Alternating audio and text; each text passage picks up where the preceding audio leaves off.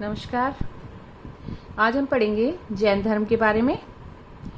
जैन शब्द जिन से निकला है और जिन का अर्थ होता है विजय, यानी इंद्रियों पर मन की विजय को जिन कहा है।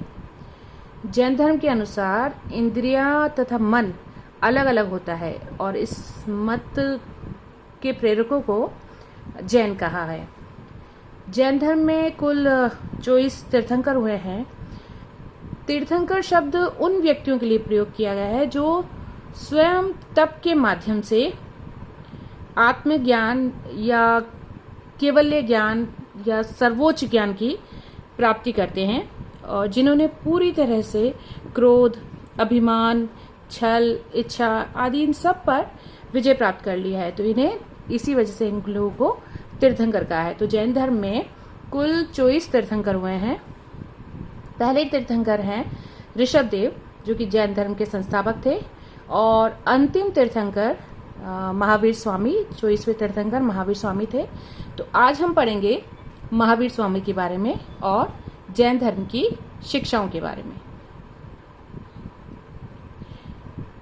जैन धर्म के संस्थापक के रूप में एक्चुअली ऋग्वेद ऋषभदेव जो हैं वो जैन धर्म के संस्थापक है, लेकिन वास्तविक संस्थापक के रूप में जो माना जाता है वो महावीर स्वामी को माना जाता है। इनके बचपन का नाम वर्धमान था। इनका जन्म 599 ईसा पूर्व था, लेकिन कुछ विद्वान 540 ईसा पूर्व मानते हैं। इनका जन्म स्थान वैशाली के पास कुंडग्राम में। ये क्षत्रिय राजकुमार थे। पिता का नाम सिद्धार्थ, जो कि ज्ञात्रक कुल के थे। माता का नाम त्रिशला। ये लिच्छवी गणराज्य के प्रधान चेटक की बहन थी और इनकी पत्नी का नाम यशोदा था। पुत्री प्रियदर्शना और इनके दामाद का नाम था जमाली, जो कि एक क्षत्रिय युवक थे। इन्होंने ज्ञान प्राप्ति के लिए 30 वर्ष की उम्र में पिता की मृत्यु के बाद अपने बड़े भाई नंदीवर्धन की अनुमति से घर छोड़ दिया।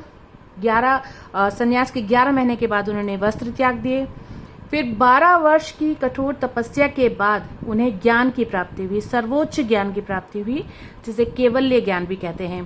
तो केवल्य की प्राप्ति उन्हें जंभिका ग्राम के पास ऋज्जु पालिका नदी के तट पर साल के वृक्ष के नीचे प्राप्त हुआ। ये ज्ञान, ये सर्वोच्च ज्ञान जो केवल्य है, ये इन्हें ऋज्जु पालिका नदी के तट पर साल वृक्ष के नीचे प्राप्त हुआ। जैन धर्म में महावीर स्वामी को कुछ उपनामों से भी बुलाया गया है। पूर्ण ज्ञान प्राप्ति के कारण इनको केवलिन कहा है। इंद्रियों पर विजय प्राप्त करने के कारण इन्हें जिन कहा है। और इसमें सर्वोच्च ज्ञान की प्राप्ति के लिए जो कठोर तपस्या करी, यानी अतुलित पराक्रम दिखाया, उसकी वजह से इन्हें महावीर कहा है। और बंधन रहित होने की वजह से इनको निर्ग्रंथ और अहर्त कहा है। इनकी मृत्यु, महावीर स्वामी की मृत्यु 72 वर्ष की उम्र में पावा राजगृह के पास मल्ल राजा सस्तीपाल के महल राजप्रसाद में 527 ईसा पूर्व में हुई थी। और कुछ विद्वानों के अनुसार इनकी मृत्यु 468 ईसा पूर्व में हुई थी। ये महावीर स्वामी अपने कुछ अनुयायियों को प्रवचन देते हुए, ये कुछ राजाओं ने भी जैन धर्म अपनाया था, तो उन्हें ये अनुयायियों को समझाते हुए, शिक्षा देते हुए। अब हम पढ़ेंगे जैन धर्म के सिद्धांत के बारे में। महावीर स्वामी की शिक्षाएं, जैन धर्म के सिद्धांत, एक ही बात है। जैन धर्म में निवृत्ति मार्ग पे जोर दिया है। जैन धर्म मानता है कि संसार दुख मूलक है और इस दुख का कारण तृष्णा मीन्स इच्छा, तृष्णा करना है।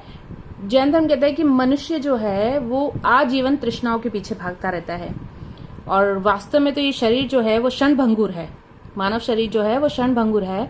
तो जैन धर्म इन दुखों से छुटकारा पाने के लिए तृष्णाओं के त्याग की बात करता है। वह तृष्णा यानी इच्छाओं की त्याग की बात करता है। वह मनुष्य को संपत्ति, संसार, मोह, माया, परिवार, इन सब का त्याग करके एक भिक्षु बनकर जीवन व्यतीत करने पर जोर देता है, यानी निवृत्ति मार्ग अपनाने पर जोर देता है। जैन धर्म का दूसरा सिद्धांत है जीव तथा अजीव की धारणा। जैन धर्म के अनुसार जगत का निर्माण 2 तत्वों से हुआ है, जीव और अजीव, और ये अनादि और अनंत है। तो महावीर स्वामी आत्मा के अस्तित्व को मानते थे। उन्होंने जीव को चैतन्य द्रव्य कहा तथा अजीव को चैतन्य रहित बताया है। जीव का विस्तार शरीर के अनुसार होता है और ये जीव जो है वो शरीर में रहता है, यानी जीव मतलब आत्मा और अजीव मतलब शरीर। जैन दर्शन में जीव यानी आत्मा और अजीव शरीर को जो है वो पूर्णतया अलग बताया है, पृथक माना है। इन दोनों के मेल को अनादि से बताया गया है, जिसे कि त्रिरत्न के माध्यम से पूर्णतया अलग किया जा सकता है। जीव और अजीव को त्रिरत्न के माध्यम से, त्रिरत्न को फॉलो करने से अलग किया जा सकता है और मोक्ष की प्राप्ति की जा सकती है। जैन धर्म कहता है कि अजीव का कार्य जो है अनुभूति करना है, अर्थात वह सुख दुख संदेह ज्ञान इन सब की अनुभूति करता है। वो कौन करता है? अजीव यानी शरीर। जीव और अजीव के संबंध का माध्यम क्या है? जुड़े रहने का माध्यम क्या है? कर्म। कर्म के बंधन को तोड़ना ही जन्म मरण और पुनर्जन्म के चक्र से मुक्ति पाना है, मोक्ष पाना है, निर्वाण पाना है। अब ये निर्वाण क्या है? सांसारिक बंधनों से मुक्ति ही जैन धर्म के अनुसार मोक्ष या निर्वाण है। और मनुष्य के मानव जीवन का जो अंतिम लक्ष्य है वो निर्वाण प्राप्ति ही है। और ये निर्वाण प्राप्ति कैसे हो सकती है? कर्म फल का नाश तथा आत्मा से भौतिक तत्व हटाने से निर्वाण संभव है। इसके लिए जैन धर्म में निम्न शब्दों का प्रयोग किया गया है। आश्रव यानी कर्म का जीवन की ओर लगातार प्रवाह। संवर, जब कर्म का प्रवाह जीव की ओर रुक जाए। निर्जरा, पहले से विद्यमान जो पहले से इकट्ठे कर्म हैं उनका क्षय हो जाना, नष्ट हो जाना, खत्म हो जाना, ये निर्जरा है। बंधन, कर्म का जीव के साथ जुड़ जाना, संयुक्त हो जाना, ये होता है बंधन। और कर्म का जीव के साथ मुक्त हो जाना यानी मोक्ष। तो कर्म फल से छुटकारा कैसे पाया जाए, कैसे बंधन से छुटकारा पाया जाए, उसके लिए जैन दर्शन में त्रिरत्न पर जोर दिया गया है। पहला सम्यक दर्शन। त्रिरत्न है सम्यक दर्शन, सम्यक ज्ञान और सम्यक चरित्र। सम्यक दर्शन यानी जैन धर्म कहता है कि जैन तीर्थंकरों और सिद्धांतों में दृढ़ विश्वास करना। जैन जो तीर्थंकर हैं उनके सिद्धांतों में, उनकी शिक्षाओं में पूरी तरीके से विश्वास करना। सम्यक ज्ञान यानी सत्य का वास्तविक ज्ञान, सत्य और असत्य क्या है उसका वास्तविक ज्ञान प्राप्त कर लेना, जो केवलिन को ही ज्यादा प्राप्त होता है। सम्यक चरित्र, आचरण के प्रति सजग रहना यानी सदाचार पूर्ण जीवन व्यतीत करना, संयमित जीवन व्यतीत करना, सम्यक चरित्र। तो कर्म फल से छुटकारा पाने के लिए जैन दर्शन में सम्यक दर्शन, सम्यक ज्ञान, सम्यक चरित्र, त्रिरत्न पर जोर दिया है। जैन दर्शन में सम्यक ज्ञान 5 प्रकार के बताए हैं। मति यानी इंद्रिय जनित ज्ञान, मन का ज्ञान। श्रुति, जो सुनकर प्राप्त किया जाता है, श्रवण ज्ञान। अवधि, दूर देश व काल का ज्ञान।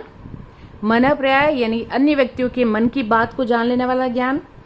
केवल्य, जो कि पूर्ण ज्ञान है और देश काल की सीमाओं से परे का संपूर्ण ज्ञान है। यानी सम्यक ज्ञान को 5 प्रकार में बांटा है, 5 भागों में बांटा है। मति, श्रुति, अवधि, मनःपर्याय और केवल्य ज्ञान। जैन दर्शन में साधुओं को 5 महाव्रत अपनाने पर जोर दिया है सम्यक आचरण के अंतर्गत। ये 5 महाव्रत 5 अनुव्रत के रूप में गृहस्थों के लिए है। जिस तरीके से 5 महाव्रत सत्य, अहिंसा, अस्तेय, अपरिग्रह, ब्रह्मचर्य, इनका पालन साधुओं के लिए जो किया गया है, नियमों का जो पालन करना वो कठोरता से करने पर जोर दिया है। लेकिन गृहस्थों के लिए नियम थोड़े सरल बना दिए गए हैं। यही सत्य, अहिंसा, अस्तेय, अपरिग्रह, ब्रह्मचर्य अनुव्रत है। लेकिन जब साधुओं को इनका जब पालन करना है तो उनको 5 महाव्रत कहा गया है। तो पहला है सत्य, यानी प्रत्येक परिस्थिति में सत्य बोलना, झूठ नहीं बोलना। अहिंसा, संसार की सभी वस्तुएं, चाहे वह जड़ हो या चेतन हो, दोनों प्रकार की वस्तुओं को कष्ट नहीं पहुंचाना, यानी मन, वचन, कर्म किसी को भी चोट नहीं पहुंचाना, कष्ट नहीं पहुंचाना। अस्तेय, चोरी नहीं करना, बिना पूछे किसी की वस्तुओं को हाथ नहीं लगाना, उपयोग में नहीं लेना बिना पूछे। अपरिग्रह यानी किसी भी सांसारिक वस्तुओं का संग्रह नहीं करना, मतलब अधिक संपत्ति एकत्रित नहीं करने पर जोर दिया है। ब्रह्मचर्य, सदचरित्र और संयमित जीवन व्यतीत करना। इन 5 महाव्रतों का साधुओं को पालन, जैन साधुओं को पालन करना अनिवार्य है। सत्य, अहिंसा, अस्तेय, अपरिग्रह और ब्रह्मचर्य। 7 शील व्रत अपनाने पर जोर देता है जैन दर्शन। ये गृहस्थों के लिए है। अणुव्रत जो मैंने बताए थे, जिनमें नियमों में थोड़ी सी शिथिलता दी गई है, अणुव्रत थे 5 अणुव्रत, सत्य, अहिंसा, अस्तेय, ब्रह्मचर्य, अपरिग्रह, जो गृहस्थों के लिए अणुव्रत कहे गए हैं। साथ ही इन 7 शील व्रतों का भी गृहस्थों को पालन करना अनिवार्य है। इन जो 7 शील व्रत हैं उनको 2 भागों में डिवाइड करा है, गुण व्रत और शिक्षा व्रत। गुण व्रत के अंतर्गत दिग्व्रत है। इसके अंतर्गत यानी दिग्व्रत करते थे अपनी क्रियाओं को कुछ विशिष्ट दिशाओं में सीमित करना, यानी निश्चित सीमा से आगे न जाने का व्रत दिग्व्रत में है। देशव्रत अपना कार्य कुछ विशिष्ट देशों तक सीमित रखना। अनर्थ दंड व्रत बिना कारण अपराध का भागी नहीं बनना, बिना कारण अपराध का भागी नहीं बनना। ये तीनों जो हैं वो गुण व्रत के अंतर्गत हैं। शिक्षा व्रत के अंतर्गत सामयिक व्रत यानी स्वयं पर विचार करने के लिए समय का कुछ भाग निश्चित करना। पौषधोपवास व्रत मास की, महीने की दोनों अष्टमियों और चतुर्दशियों को उपवास करना। उपभोग परिभोग दैनिक उपभोग की जो वस्तुएं हैं और पदार्थ हैं उनको नियमित करना, यानी भौतिक वस्तुओं का निश्चित मात्रा में उपभोग करना। अतिथि संविवाह यानी अतिथियों का सम्मान करना, जैसे अतिथियों, सम्मानित व्यक्तियों तथा जैन भिक्षुओं, इन सभी पवित्र व्यक्तियों का आदर और सम्मान करना, सत्कार करना। तो ये 7 शील व्रतों का एक गृहस्थ को पालन करना चाहिए जैन धर्म के अनुसार। इस पार्ट में हम इतना ही पढ़ेंगे। जैन धर्म के सिद्धांतों का अगले पार्ट में भी अध्ययन करेंगे। तो अब तक के लिए सिर्फ इतना ही। Thank you.